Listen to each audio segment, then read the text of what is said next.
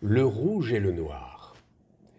Il est bon de relire le texte d'un pseudo Paul Hacher, devenu plus tard Max Valentin. Le texte, écrit il y a plus de 40 ans dans sa version première, est destiné à présenter et compléter les textes et visuels de 11 énigmes, contenait dès l'origine des indices diffus susceptibles d'aiguiller, voire d'aiguillonner les chercheurs de trésors. Comme on le sait aujourd'hui, l'œuf du père Méhu a fini par éclore en donnant naissance à la chouette d'or. Quant à la simple enveloppe noire cachée par un Romain Méhu imaginaire dans le mur de sa maison, et dont je vais vous lire le récit, elle s'est transformée en enveloppe rouge, ficelée et scellée par Max Valentin avant de disparaître pendant un quart de siècle. Elle est aujourd'hui entre mes mains et son histoire, comme vous allez le découvrir, n'a vraiment rien à envier à celle de son obscure jumelle. Mais place au père Méhu. Dans des circonstances que je relaterai plus loin, je suis entré en possession, voici quelques mois, de documents fort curieux. L'étrangeté de la découverte, le caractère obscur de ces textes et la promesse qu'ils contenaient piquèrent ma curiosité. Il s'agissait tout bonnement de retrouver un trésor. J'ai conservé de ma jeunesse le goût de l'aventure et une certaine propension à l'émerveillement. Le parfum du mystère a toujours fait palpiter mes narines. Aussi ma trouvaille me plongea-t-elle dans un état d'excitation extrême, frénétique. Il fallait absolument que je parvienne à décrypter ces feuillets. Je ne me doutais pas que cette décision allait m'entraîner dans une suite ininterrompue de nuits sans sommeil et de journées fébriles. Je nourrissais mon corps de café fort, tandis que je torturais mon cerveau par la lecture de vieux ouvrages écornés et rongés par les rats. En vain. Puis un jour l'idée jaillit. Puisque ces documents étaient l'œuvre d'un paysan, me dis-je, il me fallait résoudre le problème à l'aide de cartes, d'écrits et de connaissances dont il pouvait lui-même disposer lorsqu'il concocta ces monstrueux rébus. Je me souviens de la fierté que j'éprouvais en parvenant à cette conclusion.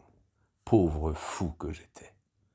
De mai à fin juillet, donc, je mis à profit une longue période de convalescence pour me lancer à corps perdu dans l'étude des documents que j'avais trouvés. Je ne sortais plus, ignorais si le temps était au beau ou s'il pleuvait. Les jours passaient. Pour moi, ils étaient prétexte à vérifier une nouvelle théorie, à enflammer mon cerveau malade et à pester contre les quelques heures de sommeil qui entrecoupaient mes activités. Je détestais le repos et ne voyais là qu'une entrave à mon travail. Lorsque ma tête dodelinait de gauche à droite, quand mes yeux aux cernes bleues se fermaient et que toute pensée cohérente était remplacée par le rêve éveillé, je m'allongeais. Pas plus de 3 heures, jamais. Et quand je dormais, mon esprit continuait son obsédante analyse, vérifiant des cohortes de chiffres, s'épuisant à la poursuite d'une vérité toujours fuyante. Je me réveillais en sursaut, fiévreux, prêt à élaborer de nouvelles théories sur lesquelles je passerais, hélas, d'autres heures de veille interminables et stériles. Je ne vivais plus que pour les documents étalés sur ma table. 11 feuillets de textes incompréhensibles et 11 illustrations impressionnantes de maîtrise, mais hermétiques. Pire que tout, un sentiment de culpabilité me submergeait dès que j'en détachais les yeux. Ces feuillets exigeaient de moi une loyauté et une attention de tous les instants. Ils m'obsédaient. Je sentais qu'ils avaient une vie propre, qu'ils m'appelaient, me faisaient 1000 signes que j'étais bien incapable de comprendre. Mais il y avait quelque chose de mystérieux et d'inconnu à découvrir, et j'avais été choisi pour mener cette tâche à bien. Rien d'autre ne comptait. Au fur et à mesure que les jours s'égrenaient et que je n'obtenais aucun résultat, mon enquête s'alimenta des indices les plus fumeux et qui tous étaient les fruits des folies qui me rongeaient. Lorsque je décidai de me dégourdir les jambes, je me dirigeai vers l'unique fenêtre de la mansarde qui me servait de bureau et écartai les rideaux. Le disque du soleil, La forme d'un nuage, le vol d'un oiseau me repoussaient vers ma table de travail. Je voyais des signes partout. Je pensais que la nature était mon allié, m'aimait et m'aidait. Sinon, pourquoi diable l'ombre du hêtre dans la cour avait-elle la forme d'un cètre renversé? Pourquoi, lors d'une de mes rares escapades, avais-je vu un arc-en-ciel dont le pied semblait reposer sur le dôme de la petite chapelle Saint-Jean? Pourquoi une coulure sur le mur d'une vieille bâtisse ressemblait-elle furieusement aux méandres de la Loire? Pendant toutes ces semaines, j'eus la démonstration des effrayantes ressources du cerveau humain lorsqu'il est acculé. Aujourd'hui encore, les effets délétères de ma course au trésor sont bien visibles pour mon entourage. Les choses les plus anodines me plongent dans des abîmes de perplexité. J'ai des moments d'absence qui me coupent du monde des vivants, et j'interromps fréquemment mes phrases pour froncer les sourcils et présenter à mes amis un front fermé. Dans ces moments-là, je survole les millions de caches où le trésor pourrait être enterré. Mes yeux voient les collines, les vallons, les sentes, les gouffres, les ruisseaux et les cimes qui ont été les témoins du passage du vieux père Méhu et de son satané joyau. Je respire le même air que lui et entends les mêmes torrents, les mêmes cascades et les mêmes vagues crevant sur la grève. Je prie le lecteur de me pardonner ces digressions, mais je tiens à le mettre en garde. S'il décidait de décrypter les feuillets, il lui faudrait se tenir prêt, comme moi, à tout sacrifier à sa quête. Il lui serait impossible de mener une vie normale. Il deviendrait taciturne, méfiant et intolérant. Mais après tout, qui suis-je pour tenir un tel langage? Peut-être est-ce moi qui suis dans l'erreur. Peut-être que la solution est-elle au contraire très facile à découvrir. Peut-être m'y suis-je mal pris et, imaginant des solutions 1000 fois trop compliquées, ai-je surestimé le vieux père Méhu et la sagacité du fils auquel il destinait ses 22 feuillets. Dans ce cas, j'aurais passé 3 mois de ma vie à infliger ma sombre humeur à ma famille, à négliger mes amis, à ruiner ma santé, alors que l'explication se trouvait tout simplement là, devant moi, scellée dans l'écriture précise et pointue de Romain Méhu et dans son pinceau merveilleusement inspiré. Ma quête toutefois m'aura enseigné une chose, qu'à 40 ans passés j'ignorais encore. Je ne suis pas astucieux. Mon cerveau, quoique raisonnablement agile, a été trop longtemps conditionné par cette règle imbécile qui nous est inculquée de l'école primaire jusqu'au lit de mort. 1 plus 1 font 2. Enfin, je me suis souvenu, mais un peu tard, que j'ai toujours détesté les mots croisés, les rébus et autres casse-têtes, sans doute parce que je ne parvenais jamais à les résoudre. Mais il est temps que je me présente et relate les circonstances dans lesquelles je suis entré en possession des fameux 22 feuillets. Je m'appelle Paul Hacher et je suis professeur d'histoire et de géographie dans une petite bourgade de la Creuse. Pendant le premier et le deuxième trimestre de cette année, la maladie m'aura tenu éloigné du tableau noir et des quelques cancres mâchouilleurs de chewing-gum et amateurs de rap sur lesquels j'exerce mes modestes talents. En avril, je me sentais encore mal en point lorsque le docteur P. de Guéret me recommanda de prendre quelques semaines de vacances. Les merveilles du Massif central tout proche n'avaient plus de secret pour moi. Je décidai de faire preuve d'esprit d'aventure et de visiter la région d'Apt. Plantant là ma femme et mes 2 fils, je louai une voiture et pris la route. Le 2 mai, je fis halte dans un petit hôtel de Manosque. Je m'y sentais bien.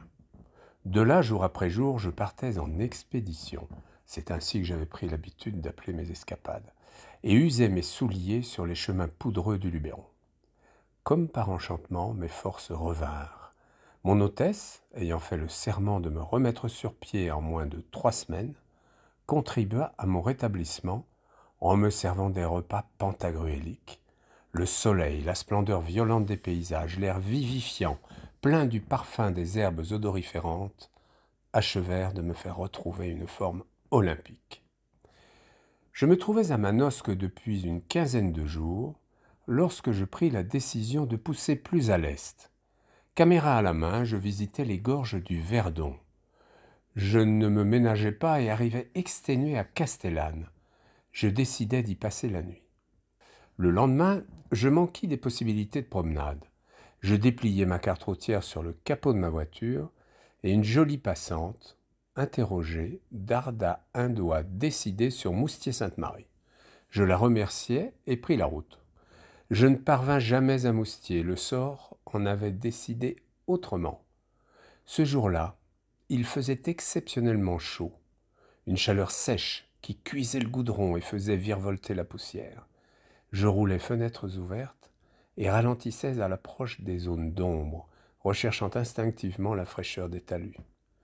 La route s'étranglait en franchissant un petit pont et sautait par-dessus quelques rocailles blanches et de maigres arbustes, découvrant sur la gauche un chemin creux. Je m'y engageai, arrêtai la voiture et descendis pour me dégourdir les jambes.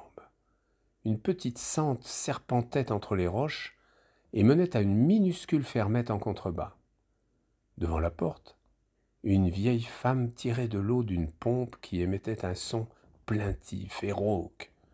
Je m'avançai. Un gros chien roux, tirant sur une corde, aboya sans conviction. La femme se tourna vers moi, une interrogation muette sur le visage. Je la saluai et demandai l'autorisation de puiser un peu d'eau. « Servez-vous, il y a une timbale sur le côté. » Pendant que je buvais une eau glacée au goût d'une acidité métallique, je l'observais. Âgée d'environ 70 ans, elle était toute menue et avait un profil de souris. Vêtue d'un tablier à fleurs sur une robe en cotonnade noire, elle avait noué sur sa tête un fichu bleu, d'où dépassaient quelques mèches crayeuses. « Vous n'êtes pas d'ici, finit-elle par dire. Ce n'était pas une question, mais une constatation. En effet, j'habite près de Guéret, dans la Creuse. Je suis en vacances. Vous êtes de Guéret? Ah, ça c'est drôle. Avant la guerre, mon mari a été aide-forgeron à Chêneraille. Vous connaissez Chêneraille? Je connaissais. Sans hésiter, elle m'invita à la suivre dans la maison. Je saisis les 2 seaux et nous nous dirigeâmes vers la porte de bois clouté. Le chien s'était allongé à l'ombre, la tête entre les pattes, et me surveillait du coin de l'œil.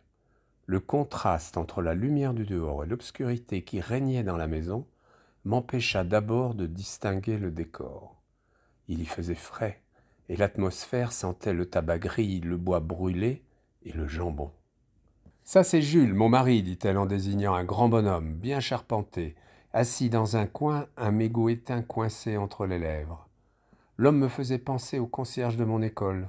Il portait un béret trop petit, un vieux gilet de méchante laine grise et un pantalon en velours trop ample et râpé. Il était occupé à bricoler une pièce mécanique qu'il serrait entre ses genoux. Jules me regarda d'un air vaguement soupçonneux, ralluma sa cigarette et exhala une bouffée de fumée qu'il creva en se penchant en avant pour mieux me dévisager. Ce mélange désagréable de curiosité et de méfiance paysanne me mit mal à l'aise. Sans doute me prenait-il pour un touriste venu emprunter un démonte-pneus ou pour un antiquaire parisien en goguette à la recherche de la bonne affaire. L'examen de Maquignon cessa au bout de quelques instants et il se tassa, ayant décidé que j'étais inoffensif. « Ce monsieur est un vacancier, il habite près de Chêneraille, expliqua-t-elle.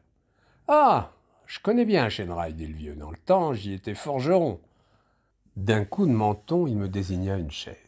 La femme apporta un cruchon de vin et 2 verres. Pendant un quart d'heure, le vieux me questionna sur Chêneraille avec cette détermination et cette insistance bourrue dont seuls les vrais paysans savent faire preuve. Il parlait d'une autre époque et d'un autre monde, mais je répondis de mon mieux. Il se laissa aller en arrière, satisfait d'avoir pu remuer de vieux souvenirs. À mon tour, je l'interrogeai sur les environs, sur la ferme, sur l'isolement dans lequel il vivait. C'est alors que j'entendis prononcer, pour la première fois, le nom de Romain Méhus. Il y a quelques années, expliqua le vieux, il y avait à cet endroit plusieurs petites exploitations agricoles, serrées autour de 3 puits. L'une de ces fermes appartenait à un certain Romain Méhus. C'était un étrange personnage. En 1960, âgé de 30 ans, il avait décidé de quitter sa maison pour voir du pays. Il vendit ses quelques bêtes et disparut au volant d'une vieille de chevaux brinque-ballante. Dans le pays, personne ne comprit quel démon le poussait ainsi sur les routes. En échange d'un quignon de pain et un morceau de fromage, il louait ses muscles de ferme en ferme jusqu'en Espagne. Pendant des années, on n'avait plus entendu parler de lui. Puis, grâce à un jeune soldat qui rentrait dans ses foyers, on apprit qu'il avait embarqué sur un cargo et qu'il faisait le tour du monde. Méhu visita tous les ports d'Afrique et d'Asie. 5 ans plus tard, il échoua à Saïgon, où il se livra à divers trafics. En 1972, à l'âge de 42 ans, il revint au pays et se maria. Romain Méhu était un homme très secret, mais de menus services en petites interventions, il sut très vite se rendre indispensable dans le pays. Sa renommée grandissait, il connaissait les plantes. Rebouteux, guérisseur, il devint celui que les paysans allaient voir pour soulager leurs maux et ceux de leurs bêtes. C'était à qui lui donnerait un canard pour une grippe rétive, un agneau pour une foulure ou une vertèbre baladeuse, une chèvre pour une maladie de femme. Méhu était un original. Il portait les cheveux longs, noués par un bandeau, et il peignait. Les gens achetaient ses tableaux parce qu'ils étaient ses obligés, mais personne n'était vraiment capable d'apprécier son talent. Pourtant, aujourd'hui encore, ses œuvres décoraient les murs de quelques fermes de la région. Il sculptait aussi de petites figurines en racines d'olivier qu'il distribuait à ses malades. On le disait un peu sorcier. Derrière sa ferme, il faisait pousser des plantes inconnues. Il se livrait parfois à d'étranges expériences et préparait en grand secret des concoctions qu'il faisait avaler à ses patients. Nul ne s'en plaignait, car il parvenait à guérir en quelques jours des maladies devant lesquelles le docteur de la ville restait impuissant. Vers la fin des années 70, Méhu était respecté jusqu'à Mézelles.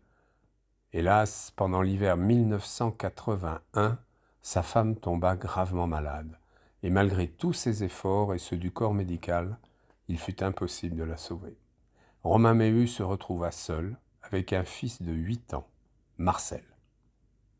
Marcel était un garçon calme et travailleur, qui partageait son temps entre l'école et les travaux de la ferme. Il surmonta son chagrin et tout se passa bien. Dès l'âge de 13 ans, été comme hiver, on avait pris l'habitude de le voir passer sur son cyclomoteur, un amoncellement d'articles hétéroclites sur le porte-bagages. C'est lui qui faisait les courses, le vieux ayant décidé de ne plus quitter la ferme. Mais quand le petit eut une quinzaine d'années, il s'opposa de plus en plus violemment à son père. Marcel s'ennuyait. Il y avait près d'un demi-siècle de différence entre les deux hommes. Ça devait mal finir.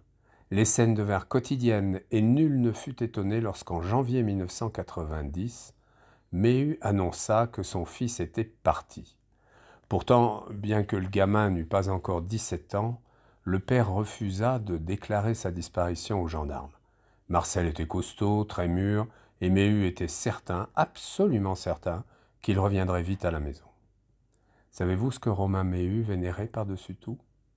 L'objet auquel il attachait le plus de prix? Demanda soudain le vieux. Un œuf magnifique, incrusté de pierres précieuses. Je n'ai jamais rien vu de pareil, ni avant, ni après, ni jamais. Dans le pays, certains disaient que cet œuf valait 50 millions d'anciens francs, d'autres qui valaient plus de 100 millions. Je haussai un sourcil dubitatif. Méhu était différent des autres habitants de la région.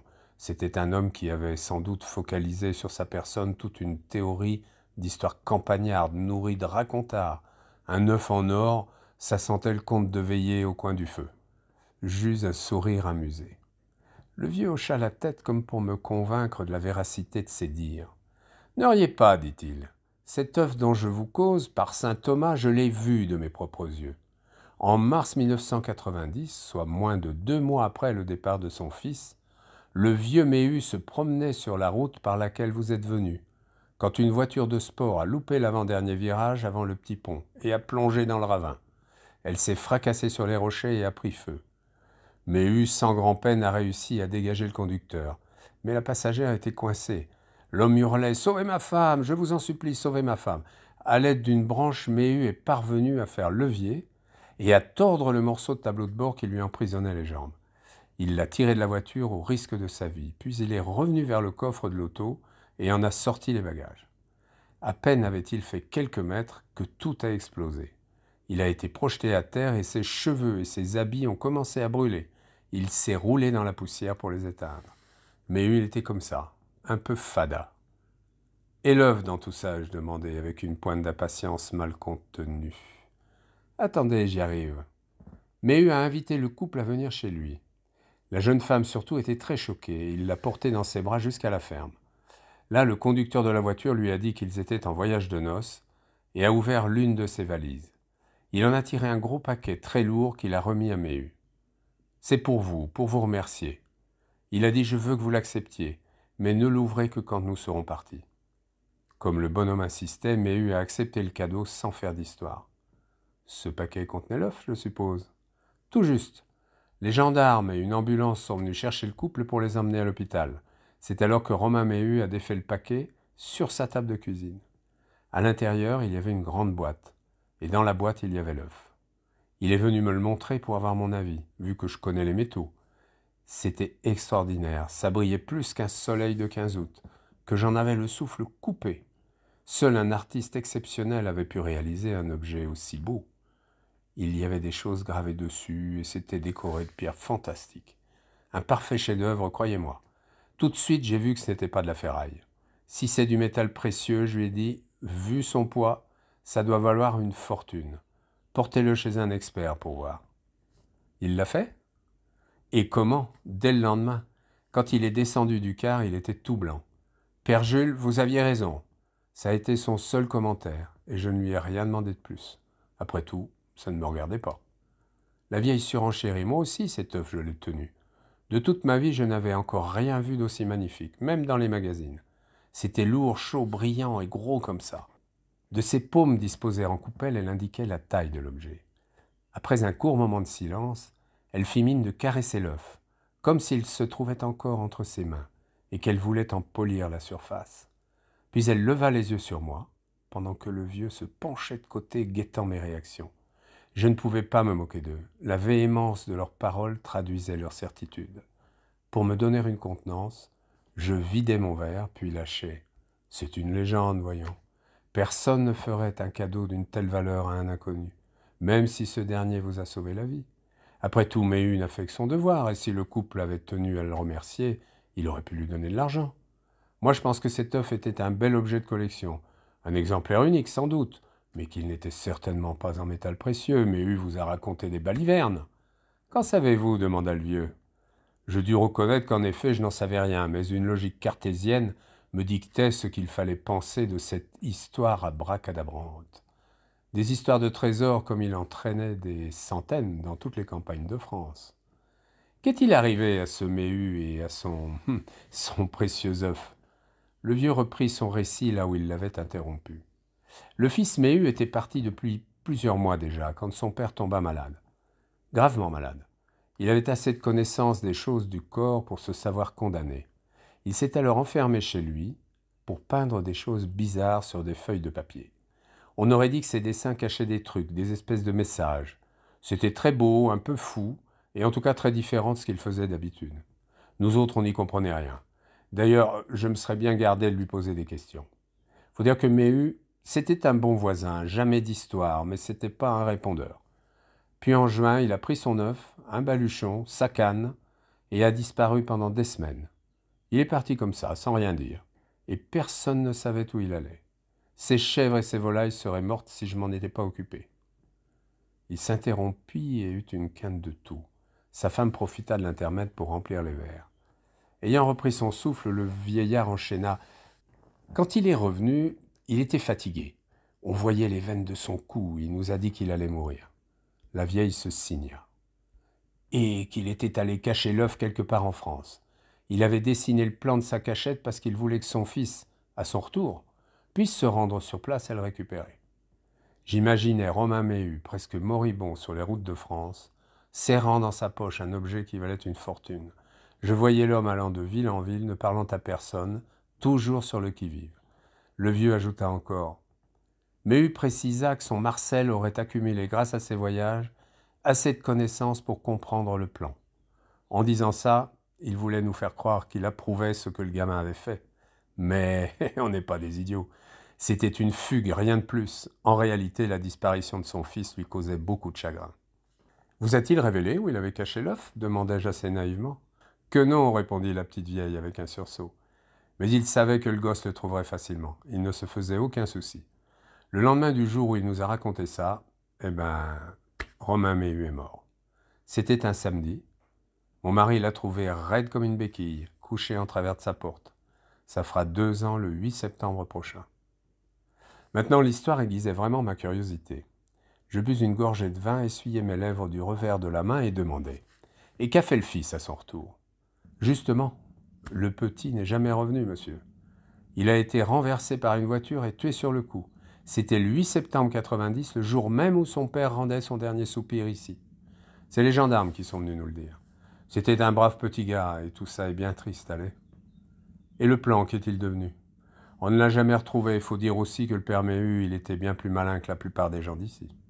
Il l'a bien caché, son plan. Et même si on l'avait trouvé, ça ne nous aurait pas servi à grand-chose. Méhu, il était instruit. Vous avez fouillé sa maison? Pardi. Mais on n'a rien découvert, répondit la vieille en s'essuyant les mains sur son tablier. Sans réfléchir, je lâchai. Et elle se trouve où? Juste derrière la ferme, à 300 mètres d'ici, de l'autre côté du monticule. On s'en sert comme entrepôt, vu qu'elle n'appartient plus à personne. Vous voulez aller jeter un coup d'œil? Oui, si ça ne vous dérange pas. Le vieux éclata de rire et fit le geste de chasser une mouche. Ça ne nous dérange pas, que non. Les chasseurs de trésors, on y est habitués, nous autres. Si vous trouvez quelque chose, ça vous appartient. Ma femme et moi, on est bien trop vieux pour nous intéresser à ces choses-là maintenant. La vieille ajouta « Ne vous faites aucune illusion. Les gens d'ici ont regardé partout.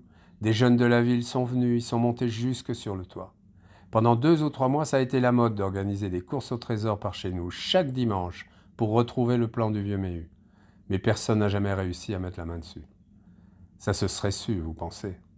Il a fallu placer une pancarte et fermer la maison à clé. Alors ils ont cassé les vitres pour entrer et on a préféré laisser ouvert, pour éviter d'autres dégâts. Depuis, plus personne ne vient. Cette histoire, elle est oubliée maintenant. Vous pouvez y aller, c'est ouvert, mais vous ne trouverez rien. Si le plan existe, le vieux Méhu l'aura caché dans une grotte, dans un endroit connu seulement de son fils. Je me rappelle avoir demandé encore « Et si je le trouvais, que se passerait-il » ? Rien du tout, il serait à vous. Méhu n'a pas de famille, pas d'héritier autre que son fils. Et Marcel, il est mort aussi. Nouveau signe de croix. Mais vous ne trouverez rien. Trop de gens ont essayé avant vous. Le plan, il est dans la montagne, c'est ce que je pense. Je me levai, la vieille me raccompagna à la porte et m'indiqua la direction de la ferme des Méhu. La ferme des Méhu n'était pas très grande, construite en pierre plate, empilées les unes sur les autres. Elle se composait d'un corps de bâtiment à la toiture crevée et d'une excroissance qui servait de hangar. J'entrai et, pour y voir plus clair, ouvris les volets fixés à l'aide de fils de fer. Toute la maison sentait le moisi. 2 chambres à coucher et une grande pièce attenante à la cuisine formaient la partie habitation. Il y avait là quelques vieux meubles, une bicyclette rouillée, des boîtes remplies de clous, de vis et d'écrous, une douzaine d'échelles de toute taille, une bonbonne de gaz, de vieux pneus et quelques menus objets non identifiables. Dans les chambres régnait un indescriptible capharnaüm. Des journaux jaunis, quelques récits de voyage et une douzaine de livres étaient étalés sur une table. Au hasard, j'en ouvris un. C'était Jean Barrois de Roger Martin du Gard. Un passage avait été souligné. L'intelligence doit vivifier l'action. Sans elle, l'action est vaine, mais sans l'action, comme l'intelligence est stérile. Je m'assis au milieu de la grande pièce et essayai de me glisser dans la peau du père Méhu. Qu'aurais-je fait à sa place? Évidemment, j'aurais pu cacher le plan quelque part dans la nature, comme le pensait la vieille. Mais je rejetais cette solution. La théorie selon laquelle il existerait une cachette secrète dans la montagne, connue seulement de Méhu et de son fils, me semblait trop éloignée de ce que je savais du propriétaire des lieux. Même si c'était un artiste, une sorte de paysan hippie un peu original, qui n'avait pas réellement sa place dans ce monde vivant au rythme de la terre, c'était aussi un homme instruit, dur, grave, et l'idée qu'il ait pu entretenir une telle complicité avec son fils me paraissait fort improbable. Les habitants du pays ne s'amusent guère à ces jeux-là, réservés aux enfants et aux amoureux.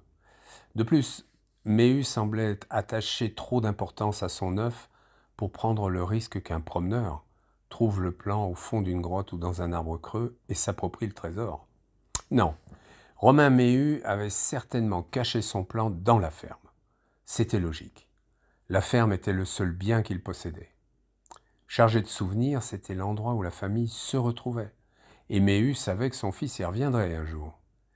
Il y avait donc une cache dans la maison, une cache où il dissimulait son argent et ses papiers. Pour des raisons pratiques, il fallait que cette cache se trouve dans une pièce commune, accessible à tous les membres de la famille, mais hors de la vue des visiteurs trop curieux et des créanciers.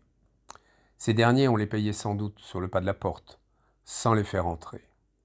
Je devais chercher dans la salle à manger ou dans la cuisine. Au fond d'un meuble? Non. Un meuble est trop fragile et il peut être forcé. De plus, Méhu avait révélé à ses voisins l'existence du plan, dans l'espoir que ceux-ci en informaient son fils à son retour. Dans ce cas, même s'il avait une totale confiance en eux, il ne l'aurait pas laissé à leur portée, dans une commode ou dans une armoire. Dans une niche sous le plancher? Non. Imagine-t-on ces gens obligés de soulever les lattes du parquet chaque fois qu'il leur fallait puiser dans leurs réserves? De plus, un parquet, ça peut prendre feu, non? J'étais sûr que si plan il y avait, il était caché au creux d'un mur. Mais quel mur? C'est alors qu'une image s'imposa à mon esprit. Après un incendie, un tremblement de terre, un bombardement ou toute autre calamité, quelle est la partie des maisons qui résiste le mieux et reste généralement debout? La cheminée, bien sûr. De plus, c'est sec, bien protégé de l'humidité, l'endroit idéal pour conserver des papiers de famille ou des billets de banque, ou le plan d'un trésor. Je m'approchai de la cheminée et, m'aidant de la mini-torche qui équipait mon trousseau de clés, l'examinai pierre par pierre. Presque immédiatement, je découvris que 4 d'entre elles avaient été jointes à l'aide de terre durcie, alors que les autres en étaient dépourvues. L'amalgame avait été introduit en profondeur, sans doute à l'aide d'un outil fin, puis s'était contracté en durcissant.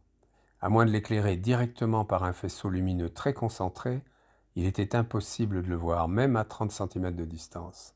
J'observai que l'une des pierres, la plus grande, formait linteau et soutenait toutes celles qui se trouvaient au-dessus d'elle. Ces pierres étaient bizarrement disposées en quinconce et légèrement inclinées vers le centre. Je compris que si elles dissimulaient une cavité, la moindre tentative de descellement provoquerait immédiatement un effondrement en entonnoir, suivi de celui de toute la cheminée. Et qui sait, peut-être tout le bâtiment avait-il été conçu pour suivre le mouvement. Cette découverte me conforta dans l'idée que je touchais au but. On ne construisait pas ainsi sans raison. Il fallait donc desceller l'une des 3 autres pierres. Avec précaution, à l'aide de mon canif, j'entrepris de faire sauter la terre séchée qui les liait. Il ne me fallut que quelques minutes pour en venir à bout. En retenant ma respiration, je décidai de tirer la pierre du milieu vers moi. C'était le bon choix. Elle était légèrement inclinée vers le bas et glissa entre mes mains comme si elle avait été montée sur roulement à billes. Sa face inférieure était aussi lisse qu'un miroir. Pour moi, cette usure était la preuve qu'elle avait été retirée et remise en place des centaines, voire des milliers de fois. C'était le coffre-fort de la famille Méhu, j'en étais certain. Je déposai la pierre à terre et éclairai l'intérieur du trou. Immédiatement, au fond d'une cavité parfaitement cubique, je vis une liasse de papier, une chemise en carton fort et une boîte en fer blanc mangée par la rouille.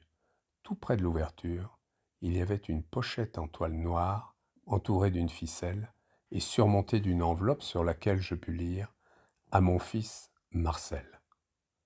Le plan. Mon cœur battait la chamade. Je pris 3 longues inspirations, me forçant au calme. Puis je saisis une baguette et, prudent, farfouillai à l'intérieur du trou. Rien ne se passa, il n'y avait pas de piège. Je glissai ma main par l'ouverture et je sentis mes doigts se refermer sur la pochette. J'étalai le contenu de la cache sur le sol. Je mis la pochette de côté et examinai d'abord les autres papiers, la chemise et la boîte. Cette dernière contenait une montre de dame en métal doré, un bracelet au motif compliqué, une épingle à chapeau et une alliance en or, certainement des objets ayant appartenu à feu Madame Méhu. La chemise recelait une liasse de piastres sans valeur, 9 000 francs en grosses coupures, un billet de 10 $ et quelques factures et reçus. Les autres papiers étaient des documents de famille, extraits de naissance, actes de décès, certificats d'études. Il y avait aussi des photos, dont quelques-unes montraient un homme proche de la quarantaine, torse nu, pas très large d'épaules, presque ascétique, posant au milieu de G.I. Hillard, sans doute était-ce Romain Méhu, lors de son séjour au Vietnam. Je le dévisageais. Il avait des traits burinés, labourés par les embruns et le soleil, des yeux intelligents et brûlants, des pommettes haut placées, un nez droit, aux narines pincées, une bouche de jouisseur s'ouvrant sur un sourire immaculé et qui parvenait presque à faire oublier une mâchoire lourde, sans grâce, au dessin légèrement prognate. Ses cheveux étaient longs, tirés en catogan et retenus par un ruban. Méhu avait l'air d'un vieux jeune. Je jetai un rapide coup d'œil sur le titre de propriété de la ferme, sur quelques lettres sans importance, ainsi que sur un passeport au nom de Romain Jean-Henri Méhu. Enfin, j'ouvris la pochette. Elle contenait 22 feuillets, 11 très belles illustrations parfaitement conservées et 11 pages de texte court, rédigés sur des papiers de différentes couleurs. Il s'agissait de petits rébus, utilisant à la fois des lettres et des chiffres. Submergé par un sentiment de fierté, je réfrénai un cri de joie. J'avais réussi à trouver le plan du père Méhu en moins de 20 minutes, là où des hordes de chasseurs de trésors avaient échoué pendant des mois. Je rapportai mon attention sur le contenu de l'enveloppe marquée à mon fils Marcel. J'y découvris une lettre rédigée de la même écriture pointue que les 11 feuillets, mais plus molle et plus relâchée, celle de Romain Méhu à l'article de la mort. Le texte était simple, un peu décousu, mais franc et direct. C'était la lettre d'un homme qui n'avait eu ni le temps ni la force d'ordonner ses idées, mais avait laissé son crayon courir librement sur le papier. Je la trouvais émouvante. Vendredi 7 septembre 1990. Mon fils, cela fait 8 mois que tu es parti. Lorsque tu trouveras cette lettre, j'aurai rejoint ta mère au cimetière. Je n'ai eu aucune nouvelle de toi depuis ton départ, mais je suis sûr que tu reviendras. Mon cher Marcel, le regret de ma vie, c'est de n'avoir pas eu le temps de t'enseigner tout ce que je sais. Je rêvais de connaître le jour où tu prendrais ma suite, de te voir rendre les services pour lesquels j'étais fameux dans le pays. Sois bon, mais ne te laisse jamais imposer tes idées par les autres. Dieu nous a donné un cerveau pour réfléchir. Alors avant de prendre la moindre décision qui engage ton avenir, prends le temps de penser, puis fais ce qu'il faut. Je n'ai jamais osé te dire combien je t'aimais. Entre hommes, ce sont des choses qui ne se disent pas. Après la mort de ta mère, tu n'as jamais rechigné à la tâche. Tu as été un bon fils, travailleur et honnête. Moi, je sais que j'ai été un père dur, mais jamais injuste. Oh, bien sûr, nous ne nous sommes pas toujours bien compris, toi et moi. Sans doute ai-je attendu trop longtemps pour me marier et avoir un fils.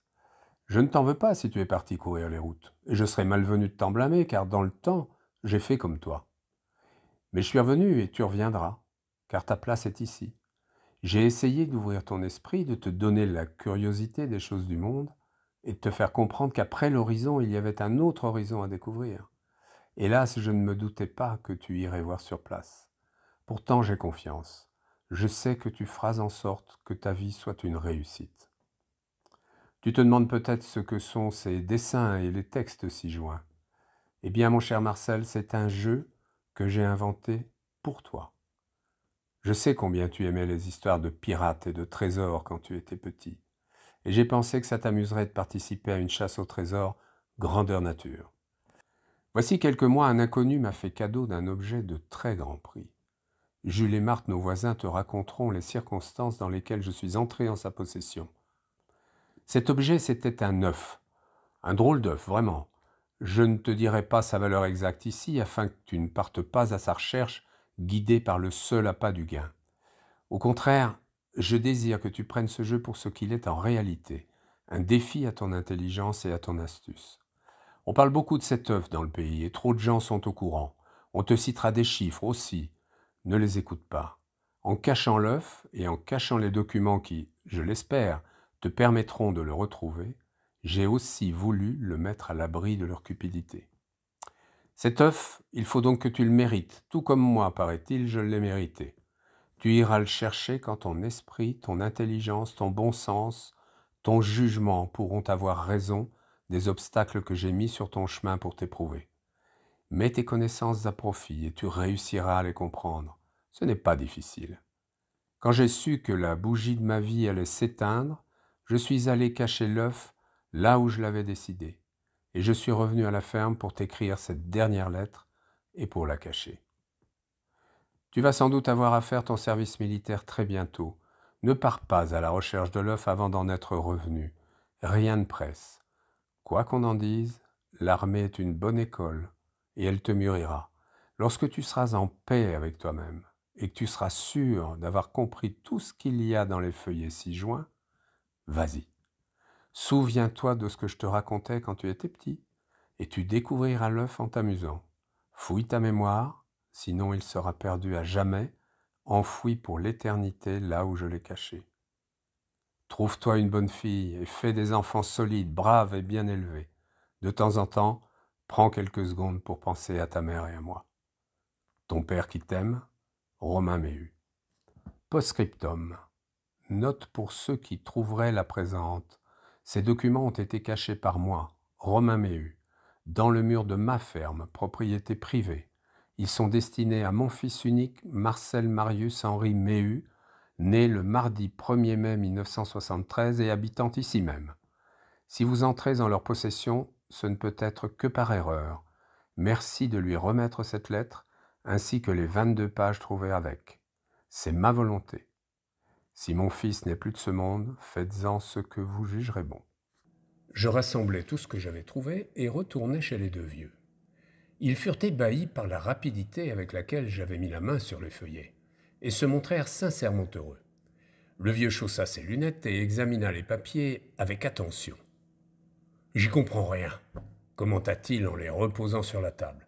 « Mais je reconnais les dessins, ce sont bien ceux-là que Romain Méhu a peints avant de partir cacher l'œuf. » Il se leva, saisit ma main droite entre ses grosses pognes de paysan et ajouta « Je suis content pour vous.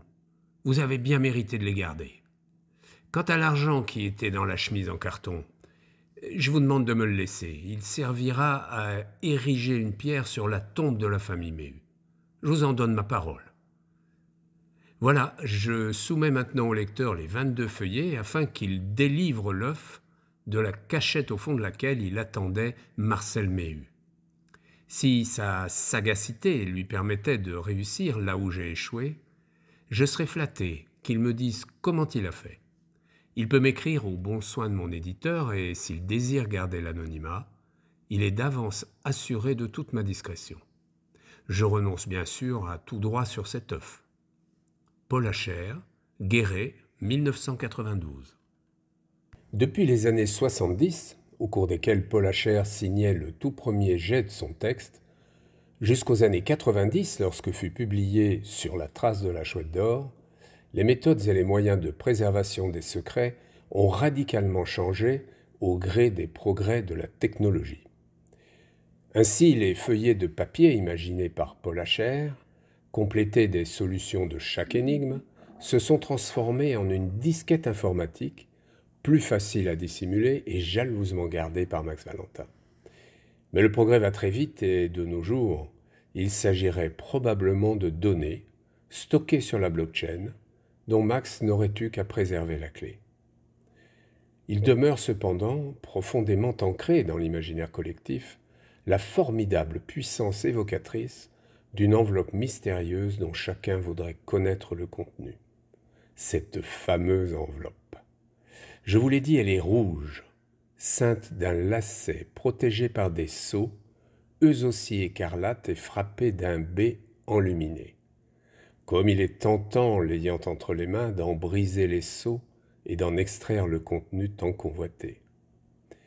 Mais les pensées de Romain Méhu, telles qu'exprimées dans la lettre à son fils, se sont révélées prémonitoires. Plus encore qu'il ne l'avait prédit pour son enveloppe noire, l'enveloppe rouge a suscité et suscite encore la convoitise malsaine des jaloux, des aigris et autres complotistes. À l'instar des villageois cancaniers d'antan colportant des ragots, les tenanciers de certains blogs poubelles répandent leurs ordures sur le web. Tendancieux et mensongers, ils continuent de médire et de diffamer pour tenter de s'octroyer quelque visibilité, fût-elle nauséabonde. C'est ainsi qu'au cours de cette histoire, on a pu voir fleurir corbeaux d'opérette, cafards se voulant lanceurs d'alerte et complotistes de tout poil, s'imaginant des solutions truquées, des pièges diaboliques ou encore de vraies et fausses cachettes. Vaudeville que tout cela. La vérité est pourtant si simple. J'ai finalement décidé que soit ouverte cette enveloppe rouge. Son contenu, que j'ai immédiatement reconnu puisque portant ma signature et celle de Max Valentin, m'a cependant déçu. Là où j'attendais des solutions, je ne vis que les mots destinés à qui découvrirait la cache. C'était tout juste le petit billet que Max m'avait fait signer pour accompagner la copie en bronze de la chouette enfouie par ses soins. Selon toute probabilité, elle avait été retirée de terre par Max lorsqu'il avait remplacé la contremarque initiale.